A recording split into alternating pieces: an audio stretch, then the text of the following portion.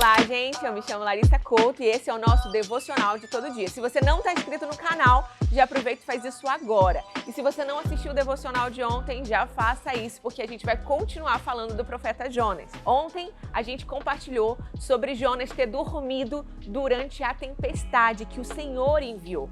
Sinal de que nem sempre quando a gente sente paz, quando a gente encontra descanso, a gente está alinhado ao coração de Deus. Muitas vezes a gente só está alimentando o nosso próprio coração, que está querendo fazer algo totalmente distante daquilo que Deus quer, mas a gente está se sentindo confortável porque a gente não está sendo exposto a algo que confronta o nosso entendimento. E aí Jonas ali consegue dormir diante dessa tempestade. Os marinheiros que estavam naquela tempestade, eles se desesperam, inclusive o capitão vai até Jonas e fala assim: Jonas, como assim você não está desesperado diante de tudo isso que está acontecendo? E Jonas ali assume a posição dele. Ele fala assim: eu sei que isso aqui que está acontecendo é por minha causa, é por conta da minha desobediência. Aí eles falam assim: tá, então o que a gente faz? Aí ele fala: então me joga no mar. E aí eles vão lá, jogam Jonas no mar. E Deus envia um grande peixe, a gente às vezes fala que é baleia, mas a gente não sabe qual é esse peixe, que engole Jonas. E nesse lugar, lá na barriga da baleia, durante 3 dias, ele começa a se arrepender da decisão que ele tomou.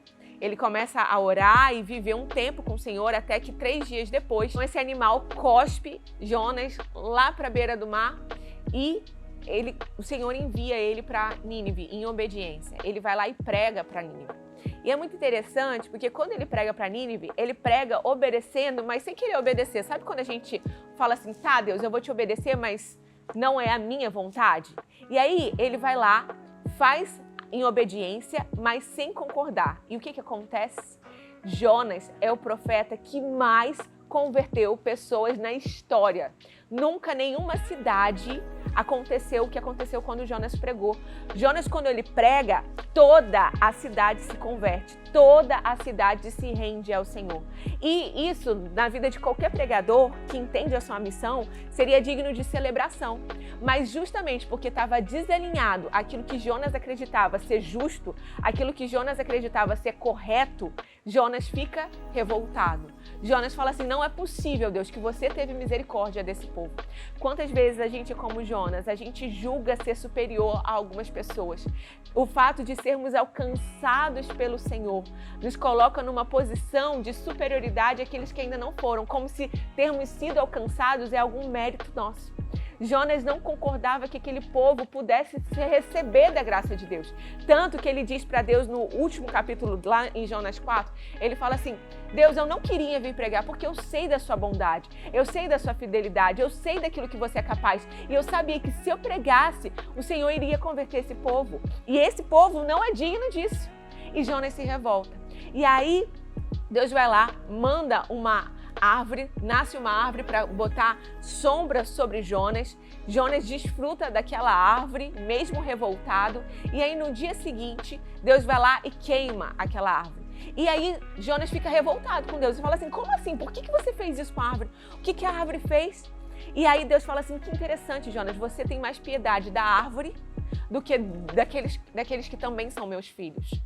Quantas vezes a gente tem mais piedade, nos dói mais coisas que na verdade estão ali para nos servir e não pessoas que estão ali para viverem um propósito e serem despertas para viverem o destino delas na presença do Senhor. Quantas vezes a nossa sede de cumprir a vontade de Deus está muito mais alinhada ao satisfazer as nossas próprias vontades, ao nosso próprio serviço, do que de fato a um alinhamento do nosso desejo de estabelecer a vontade dos céus aqui na terra.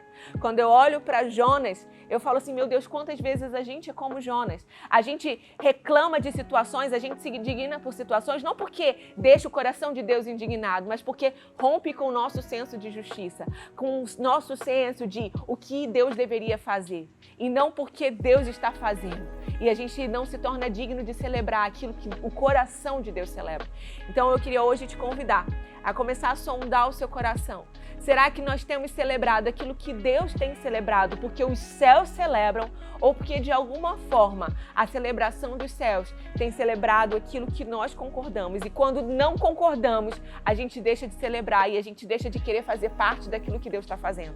Que a gente possa ter essa sensibilidade, esse discernimento e essa honestidade de olharmos para nós, nos sondarmos e nos posicionarmos da forma correta, como os céus desejam. Que Deus te abençoe.